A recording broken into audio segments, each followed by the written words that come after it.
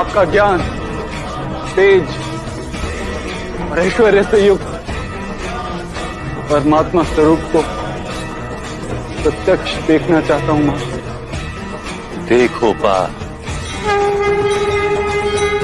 टांगणवतीन चरण डोळ्यान पाहिन रूप तुझे प्रेमे अलंगिन आनंद पूजन भावे वाळीन म्हणे नावा त्वमेव माता पिता त्वमेव